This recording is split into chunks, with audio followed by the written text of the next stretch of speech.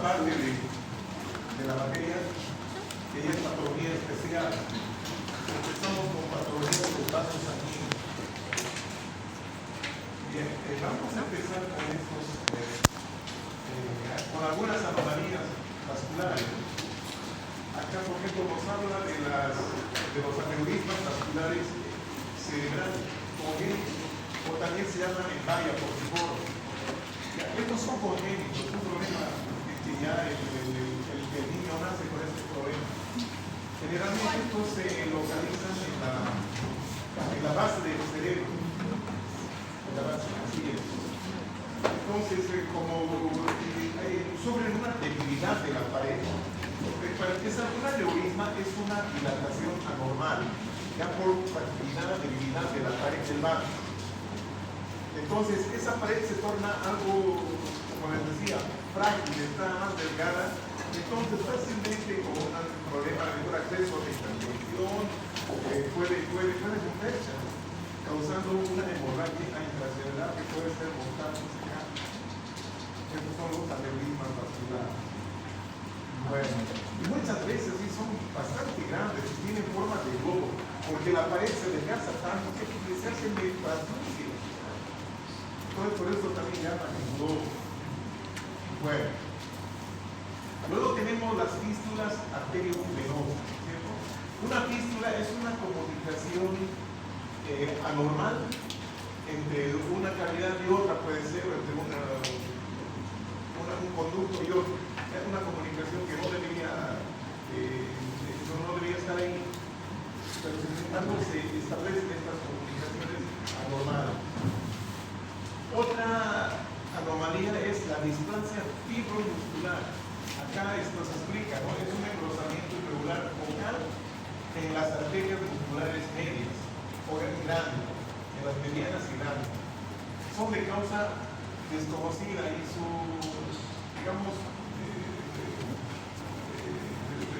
adherencia es bastante rara. Ya, y tenemos este otro también que es bastante raro, es el origen anómalo de las arterias coronarias. Origen anómalo. Ya, normalmente las coronarias nacen de se originan de las arterias, ¿no? de la aorta. ¿No? Pero muchas veces pueden originarse de la pulmonar, entonces eso ya nos dice que es un origen anómalo. ¿Sí? Está bien.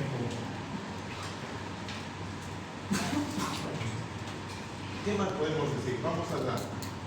Ahí tenemos, miren, justamente les decía, en la base del cerebro, estos aneurismas en bayas.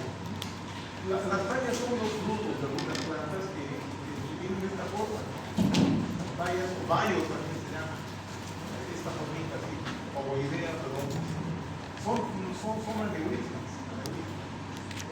Que pueden ocurrir, si son congénitos, son más frecuentes en el del cerebro. Acá tenemos, por ejemplo, un corazón normal, en que estamos viendo la parte alterada. Arteria coronaria izquierda anómala. Bueno, entonces, la izquierda debía nacer también de la otra, esto es lo normal. Pero ¿qué están haciendo de la pulmonar? Entonces, esta disminución, porque esta es sangre venosa, con una concentración de oxígeno bastante pobre, entonces esto puede ocasionar áreas de necrosis o debilidad de la pared muscular, que muchas veces puede ser causa de alteraciones cardíacas, como fibrilaciones, inclusive zonas de infarto. Bueno, entonces, por ejemplo, respuesta de la pared vascular a la lesión. El árbol vascular, comparte características estructurales y funcionales. O sea, tiene cosas muy parecidas, pues elementos muy parecidos en cuanto a su estructura y su función. Acá podemos sacar las células endoteliales, por ejemplo. Dependiendo de la función del órgano o del calibre vascular, ¿sí? Suele tener atributos distintos en cuanto a permeabilidad o impermeabilidad. O sea, las células endoteliales. No en todo árbol vascular es igual. ¿Ya? Hay sectores o zonas, dependiendo acá de la función del órgano o del calibre, ¿sí? suelen tener atributos distintos en cuanto a la permeabilidad o impermeabilidad. Puede ser permeable o impermeable. Entonces, la lesión vascular asociada a la disfunción o pérdida de células endoteliales estimula tanto al reclutamiento y la proliferación de miocitos lisos, o sea, las células musculares lisas. Entonces, no solamente entonces estimula el reclutamiento, sino también estimula la síntesis de matriz extracelular asociada. Y los miocitos tienen esa capacidad de producir matriz extracelular, igual que un fibroblasto. Entonces, como resultado tenemos el engrosamiento de la íntima, ¿sí? Que de alguna manera puede afectar al flujo vascular. ¿Ya? Entonces, esto es importante tener en cuenta. Bien. Vamos a hablar un poco de la patología vascular. Acá hablamos de la vasculopatía hipertensiva, la hipertensión arterial. Existe un tipo de hipertensión que es la esencial, la que se presenta en un 90 al 95% de los casos. Acá menciona que es un trastorno complejo, multifactorial y puede deberse, como decía su nombre, multifactorial, a diversos motivos, ¿no?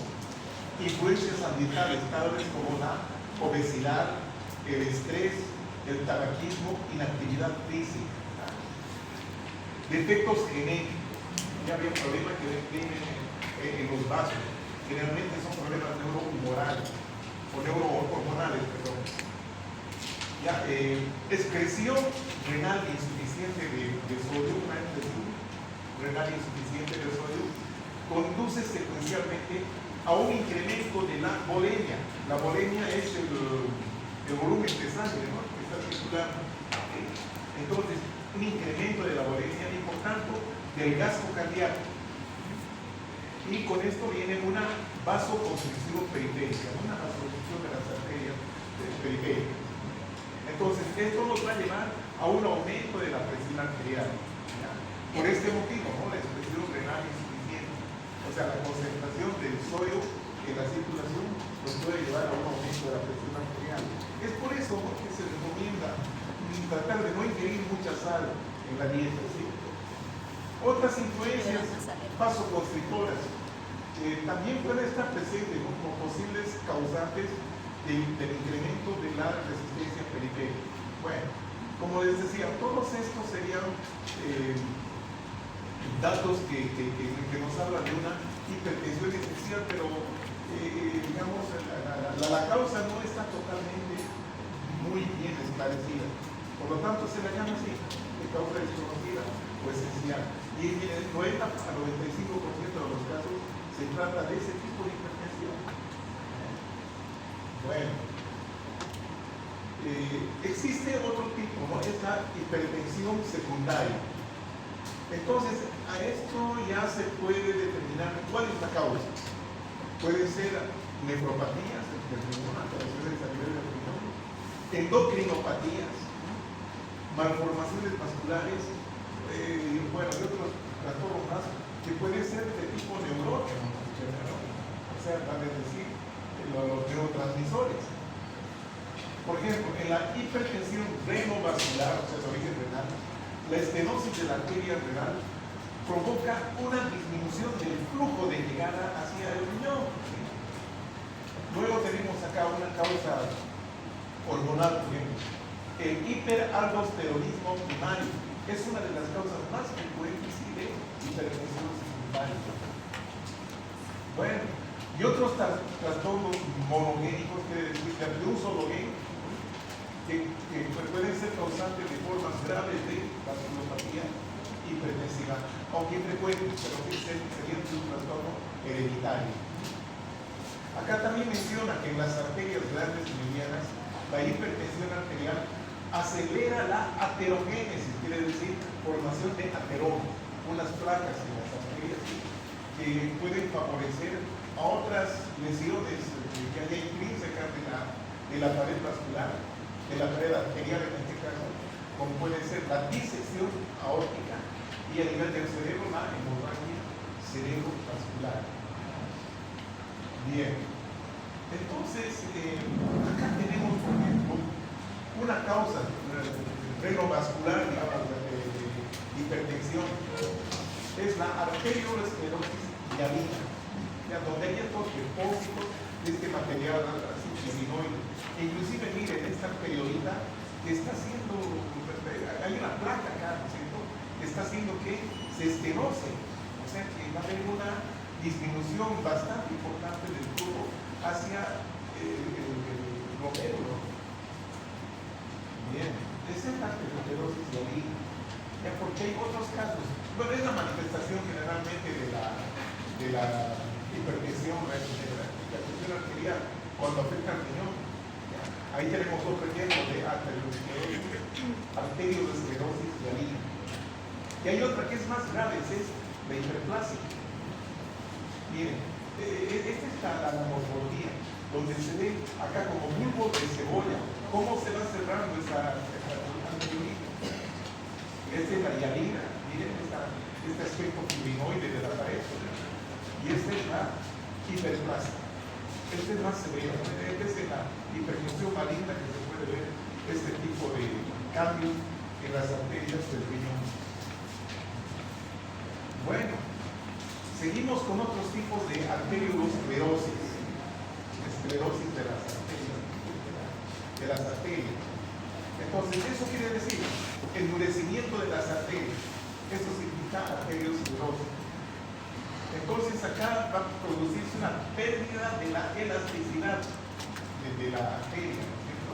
Y acá se reconocen 4 patrones morfológicos de este tipo de patología. La arteriosclerosis, que ya hemos mencionado ahorita, ¿no es cierto?, que se va a producir en arterias pequeñas y arteriolas. Puede causar isquemia distal, ¿sí? Y estas son las que están relacionadas con la hipertensión. Hemos visto los dos tipos, ¿no es cierto?, la arteriosclerosis, la hialina, y la otra es la hiperplasia. ¿Sí? Bueno, otro tipo de esclerosis tenemos acá que se acompaña de calcificaciones. Eso se llama la esclerosis calcificante o calcificada de la negra, ¿no? O sea, se refiere a la muscular. O también aterosclerosis de Mongerer, se llama así. Esto ocurre en arterias musculares de adultos mayores. Esto se puede ver con bastante frecuencia, al menos en la práctica. Hemos visto mucho en arterias uterinas, ¿ya?, de personas algo mayores, ¿qué pasa a los 50 años? Luego tenemos la aterosclerosis. Acá los nombres son bastante parecidos, pero por favor entiendan o traten de diferenciar. Aterosclerosis, ¿ya? Esta es una de las patologías más frecuentes e importantes que pueden producirse a nivel de las arterias. Acá ya se ponen se forman unas placas duras, que son las placas de ateromas, también se llama. Entonces, a eso se refiere con aterosclerosis. Y luego tenemos la hiperplasia fibromuscular de la íntima, ya que es bastante rara, ¿no?, y afecta sobre todo a las arterias musculares, ¿no?, a las medianas. Bueno, esto puede estar provocada por la inflamación, no es raro eso, o bien por una mala reparación postinflamatoria de un sector de una arteria. Bueno, entonces, esa puede ser una explicación. Y tenemos otra tablita. Factores o principales factores de riesgo de aterosclerosis, los ateromas. Aquí tenemos los no modificables y los modificables. Los no modificables propios de los organismos, como anomalías genéticas, antecedentes familiares, aumento de la edad, sexo masculino. Y las modificables, como su nombre indica, que se pueden modificar. Esto, por ejemplo, de hiperlipidemia, ¿no?, aumento de los líquidos circulares. Entonces, con la dieta esto se soluciona. La hipertensión, bueno, también se puede solucionar con antihipertensivos. O también dieta o un ritmo de vida más o menos que pueda llevarnos a disminuir este cigarrillos, la diabetes, inflamación, puede ser modificable, ¿sí? Bueno, ¿cuál es lo que lo saqué del libro de Gómez? Es el 11.3, pero no vamos a ver acá. 11.3. Bien. Acá en esta diapositiva tenemos las patogenias, cómo se forma la aterosclerosis. Acá tenemos una pared de una arteria normal, ¿sí? Con todas sus capas. La íntima, esa partecita que está formada por el endotelio, y una capita de tejido conectivo laxo, que es el tejido conectivo subendotelial. Ahí tenemos la media o la muscular, con su limitante interna, su limitante externa, y por último tenemos la limpieza. Bueno, ante una potencial lesión, agresión, digamos, a la célula endotelial, aquí tenemos los factores de riesgo. Ahí dice lesión endotelial crónica, puede ser hiperlipidemia, presión, varias cosas. Entonces acá se va a producir una agregación de macrófagos y plaquetas que se pegan al vaso, una alteración. Entonces acá dice, sí, disfunción endotelial. ¿Ya? Entonces empezamos con aquí problemas inflamatorios, fecales. Acá ya la cosita se pone algo más seria, ¿no? Hay aumento de la permeabilidad, migración, ¿sí? De estos monocitos hacia el tejido subendotelial, que es tejido conectivo ya. Entonces, ¿dónde se activa y se transforma en macrófago? Hay desprendimiento de los miocitos lisos de la endotelia. Entonces, acá ya se va a formar, en una primera instancia, estas líneas, ¿no? O estrías grasas que se llaman. Ya luego se van a formar ya depósitos, van a penetrar, penetran los lípidos, sobre todo en las hiperlipidemias, los lípidos, las gotitas de grasa, los microbios que se llaman, ingresan, ¿sí? Porque hubo aumento de permeabilidad a ese nivel, ingresan al tejido conectivo subendotelial y son atrapados por los macrófagos, ¿no? Y estos macrófagos se forman con un aspecto espumoso, así como espuma. Hay desprendimiento de los miocitos, dijimos, hay células inflamatorias con linfocitos. Entonces tenemos este cambio. Luego ya se va a formar la placa, donde hay proliferación del músculo, la pared muscular o la túnica muscular se hace más gruesa, no hay hipertrofia. Entonces hay ya depósito de matriz extracelular y acá se deposita, no hay un núcleo de material lipídico, ¿sí? Que con el tiempo puede calcificarse, ¿no? Se calcifica y forma la verdadera placa ateromatosa, que es muy peligrosa, ¿ya? Porque es trombogénica, morir. Es así. Bueno, entonces continuamos. Se considera a la aterosclerosis como una respuesta inflamatoria y de cicatrización crónica de la pared arterial tras una lesión endotelial. Si hemos visto los factores de lesión, ¿sí? Hay en ese cuadrito que vimos anteriormente, que también es del libro, ¿sí? Para poder ver algunos factores. La progresión de la lesión ocurre por interacción de las glicoproteínas beneficiadas, ¿sí? Los macrófagos, que primero eran monocitos que ingresaban al tejido conectivo subendotelial, y la participación del linfocito T con las células endoteliales, ¿ya? Y, bueno, obviamente las células musculares de la pared endotelial, ¿ya? Entonces, ¿cómo es la morfología de esta lesión? Comentábamos hace poquito que en un principio aparecen las estrías grasas o estrías lineales, que no es nada más que acumulación de macrófagos espumosos, macrófagos cargados de líquido. Después tenemos la placa aterosclerótica, donde hay un engrosamiento de la íntima que protruye hacia la luz. Entonces acá ya se denomina ateromas aislados, ¿no? Que en este momento son aislados, ¿no? Entonces estos ateromas pueden crecer, ¿ya? Hay progresión de los ateromas y pueden inclusive coalescer. Entonces ahí ya se produce, hay el riesgo de las complicaciones como rotura ¿ya? Hemorragia, trombosis, aneurismas, estenosis, etc. Bueno, entonces, esto es importante, ¿no? Todo esto se debe a que hay una importante disfunción endotelial con las consiguientes alteraciones hemodinámicas del sistema circulatorio. Ahí están las estrías, ¿no? Estas estrías. Ahí se ven las estrías de gas. En la histología se ven, estos son los macrófagos del pulmón. Ahí están las células endoteliales y este es el tejido conectivo subendotelial. Que ya está infiltrado por células. Hay linfocitos, macrófagos, etc. Y aquí se va a ver algún tipo de desprendimiento de las células musculares lisas. Acá todavía se puede ver la limitancia elástica interna. Ahí se ve como provincia.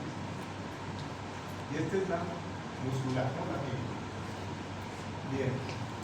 Ahí estamos viendo ya las placas lipídicas. Estas son las placas lipídicas. Aisladas. Y esta es la histología, miren. Estas son células espumosas que están ya prácticamente fusionándose entre ellas. Aquí hay inflamación de los linfocitos. Y aquí hay depósito de matriz. Este es un lugar donde están estos asteriscos. Entonces, estas son las placas lipídicas fibroinflamatorias, porque hay un proceso inflamatorio ahí alrededor de estas estructuras. Ahí ya se ven consolidadas las placas, miren, cómo han disminuido la luz del vaso. Aquí todavía está conservada la muscular, pero miren esta, la íntima, sumamente engrosada. Entonces acá ya tenemos inclusive que prácticamente obliteró toda la luz y acá se puede ver algunos visos de recanalización o retunelización. Y aquí empezando a calcificación.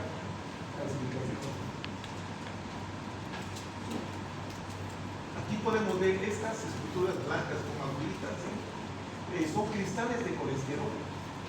Hay cristalización de colesterol. Justamente en el seno de estos aterómatos. Este es el más ateromatoso. Sobre estos cristales a veces se deposita el calcio y viene la calcificación.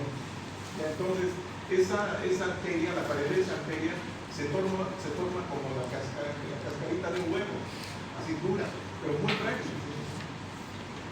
Ya muy susceptible a que se rompa, muy bueno, hay hemorragias graves que suceden. Bueno, consecuencias de la enfermedad aterosclerótica. Infarto de miocardio. Puede ser el cierre de tal manera que pueda cortar el tubo, ¿no es cierto? El tubo. ¿Ya? Y produciéndose un área de isquemia, ¿no es cierto? Por tanto, una zona de infarto, lo que se llama el ataque cardíaco.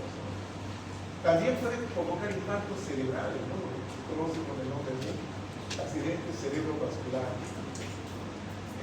Por debilidad de la pared de la aorta pueden provocar así aneurismas aórticos. Y a nivel periférico, sobre todo a nivel de las piernas que están acá, ¿sí? Puede producir una enfermedad vascular periférica, dando lugar a necrosis de áreas de tejido blando, lo que se conoce como la plena de las piernas. Bien. Entonces, acá tenemos esta interpretación de todo lo que hemos visto, ¿no? Ahí está la evolución o la progresión de la placa, como se llama. Ahí tenemos la arteria normal. Aquí el acúmulo de macrófagos espumosos, ¿sí? Que dan lugar a las estrías grasas. Entonces, estas se van acumulando en la íntima, protruyendo, ¿no? Aquí la luz estamos viendo eso. Hay una protrusión. Esto de alguna manera va a dificultar o no va a permitir un buen flujo. Entonces acá ya también susceptible de lesiones posteriores, que sería el asiento de una estructura trombótica. Entonces ahí estamos viendo las explicaciones, ¿no? Del depósito de los líquidos, aquí con su capsulita fibrosa alrededor. Entonces, acá ya se establece la placa, ¿cierto? Entonces, esta es la fase preclínica, donde no causa grandes síntomas ni signos. Pero ya en la fase clínica, sí. Aquí estamos viendo, miren, rotura de la placa acá. Entonces, acá se forma un coágulo, lo que es un coágulo. ¿Ya? Que es potencialmente trombogénico. Bueno, entonces sigue creciendo la placa así, cerrando cada vez más la luz. Y aquí se puede producirse acá una zona de montaña, ¿no? Intravascular. Bueno, y esto es lo que nos conlleva a ver otras complicaciones. Rotura del vaso, ¿no? Que nos puede llevar a hemorragias graves, oclusión por trombosis, ¿no? Y esto nos lleva, como les decía, a infarto. O bien estas estenosis críticas. Miren, cómo se ha acumulado que apenas deja un espacio para que pase la sangre. Obviamente que no es nada agradable esto. Bueno, esta progresión de la placa, ¿no? Aterosclerosis. Ahí estamos viendo, ¿sí? La visita nos muestra rotura de la placa. Esta es una rotura microscópica, ¿no? Que se ve así. Ahí está toda la placa de ateroma. Esta es la luz. ¿Está bien? ¿Ya? Ahí estamos viendo, ¿no? La que es más evidente. Donde ya se ha formado acá inclusive una trombosis. Imagínense si esta es una arteria coronaria.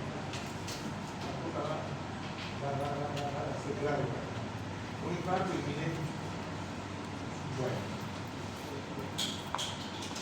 La aterosclerosis de Moncler en personas mayores esto ocurre. No es sintomática, dice acá, es asintomática durante el diseño. Compromete a arterias musculares pequeñas y livianas. Pueden ser femorales, tibiales, cubitales y las genitales. Esto es lo que hemos podido ver en la práctica de rutina, ¿verdad? No hay inflamación y afecta a pacientes mayores de 50 años. Y este es un ejemplo, ¿no? Una arteria donde vemos estas calcificaciones justo en la clínica médica. Aterosclerosis calcificante de Moncler, donde la tibia simplemente. Bien. Y para seguirlo con los patrones, para seguir con el orden, la famosa arteriosclerosis que ya hemos visto, que afecta a vasos pequeños con el rozamiento de la pared estenósica y los dos tipos de arteriosclerosis que ya comentamos. La hialina, que ocurre a nivel del pulmón, es más evidente, ¿sí? Es una arteriosclerosis benigna, ¿sí? Se observa en pacientes ancianos con hipertensión arterial, en pacientes con diabetes. Son secundarias a lesiones arteriales. Y luego tenemos la hiperplasia, característica de la hipertensión maligna, donde se produce una arteriolitis necrosante. Bueno, y eso es lo que estamos viendo, miren, ahí está. Esto es una visión especial. Esto es con hepatoxilina y oxígeno necrosante. Entonces, prácticamente acá cierra totalmente el brazo. Y esta hiperplasia laminar de las células que cierran la luz con bastante matriz extracelular. Por eso se llama esclerosis, arteriosclerosis y las arteriolas. Bueno. Otro punto es este tema de los aneurismas y disección de este caso. Los aneurismas son dilataciones localizadas anómalas de los vasos sanguíneos o en el corazón también se ve. Ya puede ser congénita o adquirida. Las crónicas se encuentran disminuidas y afectan más a la aorta abdominal. Existe una variante que es el aneurisma falso, también denominado hematoma pulsátil. ¿Sí? Entonces, esto se produce por la falta de una porción de la pared. O sea, hay una porción faltante en la pared. Y hace que con el paso y con los latidos, ¿sí? Esto también tenga una pulsación. ¿Ya? Se llama por eso aneurisma o hematoma pulsátil. Y luego tenemos otra alteración, esa, la disección arterial. Se produce cuando la sangre penetra en un defecto de la pared arterial, puede ser una ruptura de la pared arterial, ¿sí? Y forma un túnel a través del plano de la media. Plano no es piano, es plano de la media, ¿ya? O la media adventista, ¿ya? Esa es la disección. Bueno, la disección. ¿Saben lo que es disección por anatomía? ¿No? Es la separación o es el corte. Se corta, pero esto se corta por planos, así, a lo largo. Vamos a tratar de ver eso. Aquí tenemos los tipos de aneurismas, siempre relacionando con la normalidad. Ahí tenemos el aneurisma verdadero, también se llama aneurisma sacral. Sacral viene de saco. Entonces, una porción de la pared es la que está debilitada y abultada. Porque hay otro, cuando es toda la circunferencia. Este es el aneurisma fusiforme. Estos son aneurismas verdaderos. Este es el aneurisma falso, este otro de acá. Fíjense, falta una porcioncita, aquí solamente quedó la adventicia, pero faltó una buena parte de la pared, una partecita, pues. Entonces, esto deja pasar la sangre, ¿sí? Hay extravasación de la sangre, hay espacio. Entonces, con cada pulsación, esto también pulsa, se mueve. Por eso se llama el hematoma, porque es una condición de sangre, el hematoma pulsante.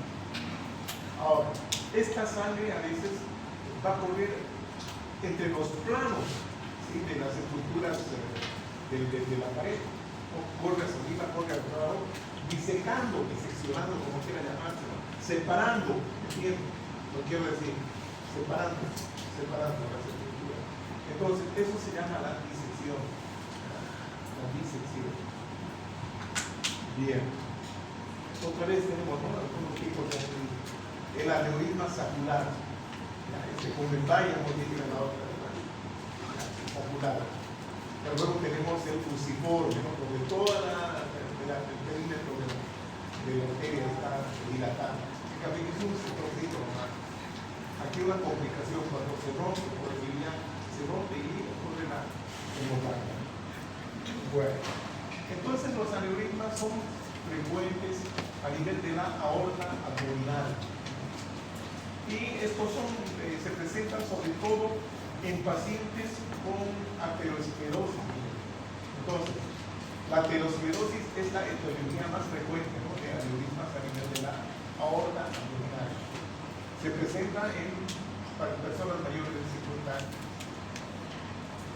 Entonces, este tipo de aneurisma, aparte de la aterosclerosis, también puede deberse a trastornos del tejido conjuntivo. Puede deberse a traumatismos. El síndrome de Marfan es un síndrome genético donde tenemos el tejido elástico, es imperfecto, donde hay una hiperelasticidad, ¿sí? Hay un defecto en el gen, es una alteración genética. Hay un defecto en el gen, ese gen que codifica una proteína. Esa proteína se llama la fibrilina.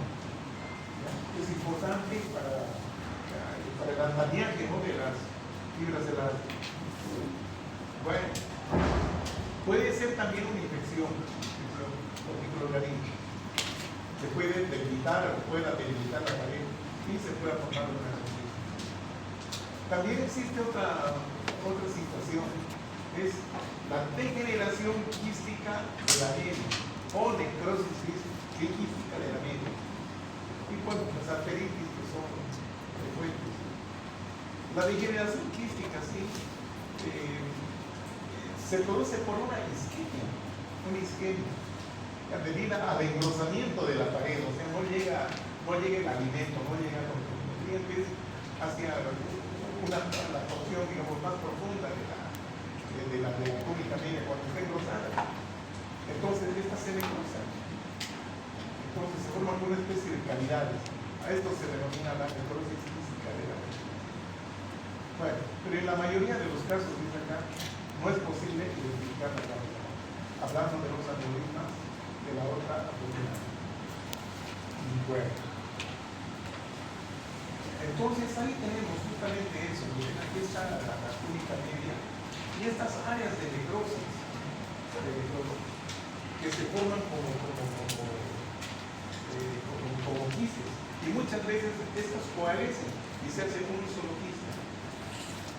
La actividad quística o necrosis quística de la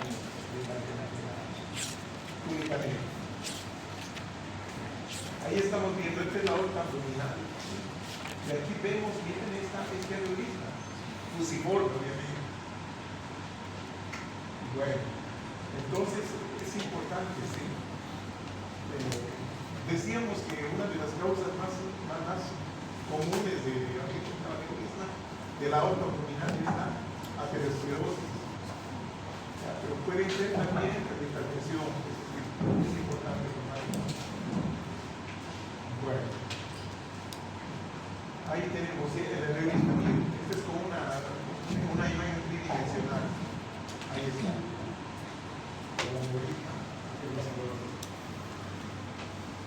Bien. El curso clínico de estos aneurismas puede provocar una rotura en cavidad peritoneal, un hemoperitoneo, que puede ser fatal.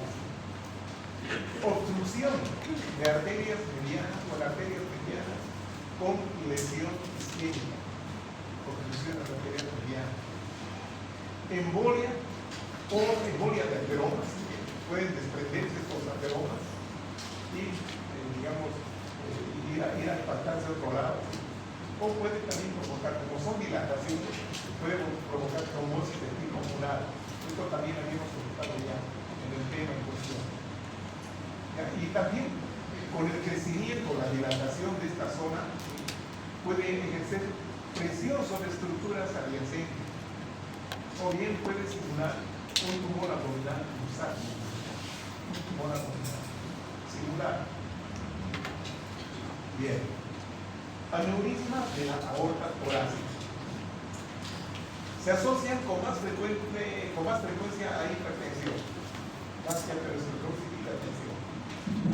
Entonces, también se han descubierto, sobre todo en décadas pasadas, se podía ver en pacientes que sufrían, ¿no? las secuelas de la sífilis terciaria. Entonces, este tipo de aneurismas afecta más a la aorta ascendente y el callado. Y pueden extenderse hacia atrás de forma retrógrada hacia el anillo valvular. Con estenosis, ¿sí? A ese nivel, por lo tanto, provoca hipertrofia miocardial. Acá, ¿cuál es el curso? Comienza con inflamación en la adventicia, ¿sí? Entonces, acá los que digamos, sufren más son los vasos o las vasas quiere llamarse, los vasos del vaso. Entonces, estos se obliteran, se inflaman, produciéndose isquemia. Porque estos vasos son los que alimentan, sobre todo los vasos grandes, ¿no? Las arterias grandes. Entonces, si están alteradas, se produce un isquemia, pero raras veces se rompe. El curso clínico es, parte de esto consta con dificultad respiratoria o disfagia debido a la compresión de las vías respiratorias o del esófago. O sea, pueden crecer tanto, ¿no? estos aneurismas que pueden producir compresión. También provocando tos persistente por irritación de nervios marinos del pulmón o enfermedad cardíaca debido a insuficiencia pulmonar. No se puede decir. Bueno, y aquí tenemos, esta es una misma lesión de 3 años. Bien, aquí está, digamos, la zona de la neurisma, se ve acá atrás. Aquí estamos viendo de frente la zona de debilidad o debilitación de la pared.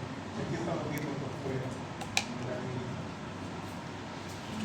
Aquí estamos viendo lo mismo, que es bastante grande, ¿sí? Y cómo va a afectar de alguna manera a la valvular. Ahí vemos como la imagen 3D. Bien. Disección aórtica, eso es lo que nos falta explicar. Disección aórtica, ¿sí? Está asociada al aneurisma. La sangre produce separación a lo largo de los planos laterales de la media. Por ejemplo, puede ser el comienzo, puede ser una degeneración, por ejemplo. Se clasifica en dos tipos. Hay de acuerdo al autor, vamos a decir. Entonces, se clasifica en dos tipos. Hay de acuerdo al riesgo y a las complicaciones. Puede romperse provocando hemorragia masiva. El riesgo depende de la ubicación. Son más peligrosas las proximales, las que están más cerca del corazón. Afectan más a varones entre 40 y 60 años con antecedentes de hipertensión arterial. También en pacientes con alteraciones a nivel del tejido conectivo. Una condición puede ser el síndrome de Marfan, que ahora es lo que empieza. Utilización de sondas traumatismo puede lesionar. Entonces provocar la disección ahora. Aquí estamos viendo una imagen, ¿sí? Una imagen. Aquí está en la parte de la cara el corazón abierto. Y aquí esta zonita. Una herida. Y esta es la clasificación que les decía. El tipo A y el tipo B, de acuerdo al sistema Stanford. Entonces, esto del tipo A afecta, ¿sí?, a la aorta ascendente, sí, a la descendente. El tipo A. ¿Ya? Y el tipo B le dice la aorta descendente, o es la distal. Este es el sistema Stanford. Porque hay este otro sistema, Davis, que se divide, que clasifica en tres. La 1 solamente la ascendente, ¿sí? Afecta a la ascendente con afectación simultánea de la descendente, las dos. ¿Ya? Esta es la tipo 1, la tipo 2 solamente la ascendente y la tipo 3 la descendente. Bueno, son las clasificaciones. La que nos habla Robbins es esta, una que está. Mira, se me está durmiendo. Bueno, vemos, ¿no? Todo un coágulo en este espacio diseccionado o disecado, como quieran llamarlo. ¿Por qué estamos viendo? Miren, aquí hay necrosis quística, ¿no? Y aquí, este es espacio, miren. Acá, esta es la parte más cercana a la luz. ¿Sí? Hay una separación donde hay la sangre que está separando los planos. Entonces, en eso consiste la disección aórtica. Bien. Pasamos a otro punto. Las Y vasculitis. si se apaga mi cielo, Inflamación de el los grito vasos. del canal YouTube.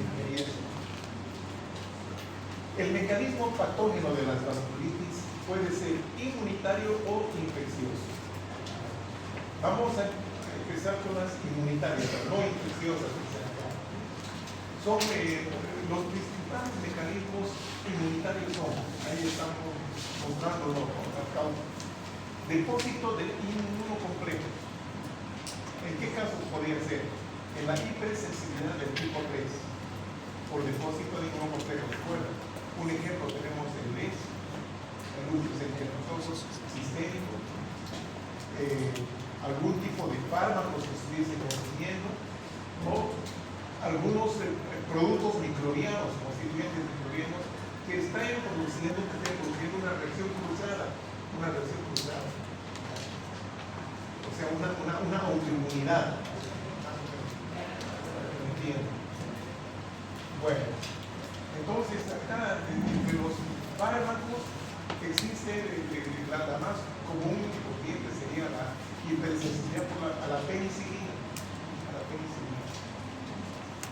Entre las secundarias infecciones generalmente es por reacción cruzada de sacar. Entonces, los anticuerpos contra los constituyentes microbianos pueden formar inmunocomplejo que circulan y se depositan a nivel de las lesiones vasculares. Se depositan. Entonces, básicamente el depósito de inmunoglobulinas. Bien. Luego tenemos acá los anticuerpos citoplásmicos antineutróficos, o también llamados anticuerpos anticitoplasma de los neutróficos, pero su sigla en inglés es ANCA. Entonces, se trata principalmente de enzimas en su constitución bioquímica, que se encuentran en los granos primarios de los neutróficos. También podemos encontrar en los lisosomas de células endoteliales y de los monocitos. Entonces, estos son los anticuerpos ANCA, no se olviden. Luego tenemos anticuerpos contra las células endoteliales. Entonces, acá puede ser por anomalías de la regulación inmunitaria. Un ejemplo nos señala aquí la enfermedad de Takayasu, que es rarísima. O también por la presencia de linfocitos T autorreactivos, que no han sido depurados, digamos, y están persistentes y circulando, causando problemas. Bueno, entonces, eso es importante. Entre estos anticuerpos ANCA se han descrito dos, el C-ANCA y el P-ANCA. El C-ANCA es el que ahora se conoce, ¿no? como la proteinasa 3, el PL3, sería el C-ANCA, ¿no? Se acumula este anticuerpo. Y la otra, la P-ANCA, sería producida por la mieloperoxidasa, que es una enzima de los gránulos neutróficos. Bueno, entonces y esta figura también la tiene, explica bastante claramente los sectores, ¿no? Y los tipos de vasculitis que pueden afectar a cada sector. Acá tenemos, por ejemplo, arterias grandes, medianas, pequeñas, el lecho microvascular, vénulas y venas. Entonces, sectorizar la cosa. Vasculitis de gran total, y tenemos los ejemplos. Vasculitis de vasos intermedios. Aquí tenemos las medianas que inmunocomplejos, y estas son anticuerpos contra las zonas endoteliales.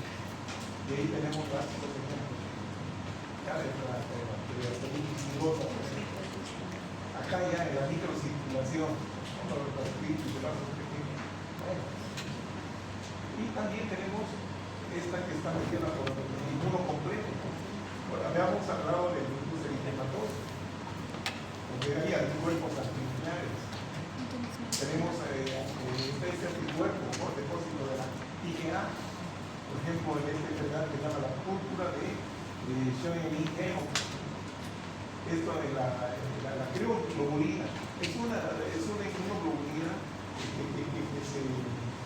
que se activa en el frío. Entonces esto se llama la vasculitis por crioglobulina, está circulando. Bueno, yo hablamos de la enfermedad de Cruz-Pasteur. No, porque hay inmunocomplejo afectando. Entonces, este es interesante, este colegio. Van a tomar los buenos, por favor. Bien, de algunas de estas vamos a ver algunas enfermedades, no todas, porque no acabamos con tal vez las más comunes. La arteritis de la temporal, que también se denomina arteritis de células gigantes, se produce como consecuencia de una respuesta inmunitaria mediada por linfocitos T frente a un antígeno de la pared vascular, aún no caracterizado. Ataca a las arterias de mediano y pequeño calibre, sobre todo los vasos craneales, el temporal, básicamente, produciendo un engrosamiento de la ingle. Clínicamente se manifiesta por cefalea, dolor de cabeza, dolor facial, cara. Hay también mialgias, dolores musculares, artralgias, dolores articulares. También puede haber fiebre y puede provocar trastornos visuales, trastornos en la visión. Entonces acá tenemos que clínicamente bacteria engrosada, arteritis de la temporada. Y ahí vemos, ¿no es cierto? Esta se ve ahí como granuloma, donde hay una ciudad. Esa es la arteria temporal. Aquí se ha cogido, se ve por esta tinción de Orseida, ¿sí?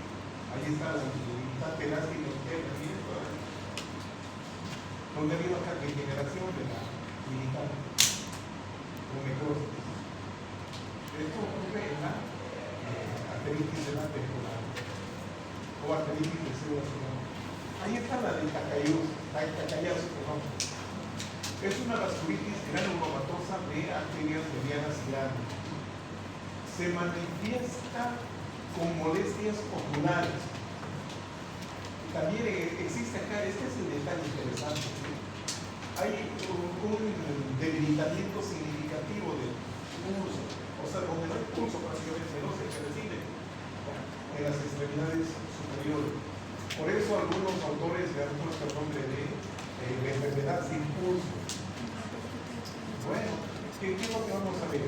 Un engrosamiento fibroso transmural, o sea, de toda la pared de la aorta, y se presenta en el sector del callado. Y bueno, obviamente los grandes vasos, con estenosis luminal importante de las ramas principales. Arteritis de Takayasu.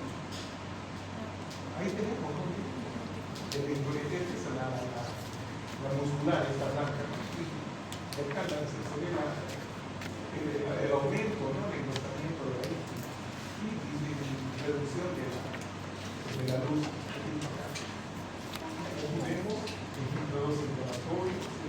Depósito de la nariz y presencia de estas células gigantes. Venga, no, acá la disminución de la luz. Bien. La panarteritis nubosa. Esta es otra condición. Panarteritis nubosa. Es una vasculitis sistémica de arterias musculares, o estas pueden ser las de tamaño pequeño e intermedio. Afecta principalmente a los vasos renales y viscerales, pero respecta a la circulación pulmonar. No afecta a pulmonar. Se caracteriza por una inflamación necrosante de todas las capas de las paredes vasculares. Inflamación necrosante. Clínicamente, bueno, se presenta en adultos jóvenes, cursa con hematuria, ¿sí? Orina en sangre, albuminuria, pérdida de albumin, hay hipertensión, melenas, deposiciones sanguinolentas, esas son las melenas. Dolores abdominales, fiebre, malestar y pérdida de peso. También puede asociarse al antígeno de la hepatitis B. Puede ser concomitante con estos portadores. Bien. Ahí vemos, ¿sí? En esta parte de acá, estas áreas necróticas por obliteración de las arterias. Y hay una isquemia, ¿no? Que no se necrosa. Ahí tenemos la necrosis fibrinoide, segmentaria. ¿Sí? Aquí se ha roto el vaso. Y bueno, esto también conlleva la trombosis, a la estenosis y a la trombosis, con la consiguiente isquemia. Esta es una teoría pequeña. La granulomatosis con polivasculitis o poliangeitis también se llama. Polivasculitis o poliangeitis. Antiguamente conocida como granulomatosis de Wegener. Se trata de una vasculitis necrotizante también, sí, que se presenta en el aparato respiratorio. Estos son granulomas necrotizantes en vías respiratorias superiores e inferiores. Y además también afecta al riñón, produciendo una glomerulitis, afecta a los riñones. Glomerulitis necrotizante.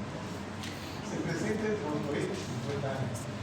Presentan síntomas de vías respiratorias como sinusitis, obstrucción y perforación nasal por isquemia. sea, lo que puede ocasionar en un signo que se llama la nariz encía remontada. Otros síntomas también pueden presentarse como la otitis, oído, inflamación, y afectación pulmonar, dijimos, con tos y hemoptisis, ¿no? Especulación sanguinolenta. Estos dan positivo para los SEAN. No se olviden. ¿Ya? Otro es la antiproteinasa 3, la que se llama. El otro es el PAN, antidioxidasa. No se olviden eso, por favor. Ahí tenemos la nariz sencilla de montar por destrucción del camino, por isquemia. Aquí tenemos la granulomatosis, que ahí están células gigantes, inclusive aquí también. Estructuras granulomatosas, aquí un vaso, es una de estas estructuras prácticamente. Y aquí en el pulmón se pueden formar estas zonas necróticas, ¿sí? Con cavitación inclusive. Acá ya es bastante visible la cavitación. Aquí está empezando. Entonces, son granulomas, ¿no? Que quedan confluidos, ¿no? Acá están empezando. Este es para más pequeño. Entonces, granulomatosis con polivasculitis. Y ahí estamos viendo eso. Este es el vaso, aquí está la luz, aquí está la necrosis, la inflamación transmural de todo el vaso. Este es el riñón, ¿sí? Granulomatosis y polivasculitis del riñón.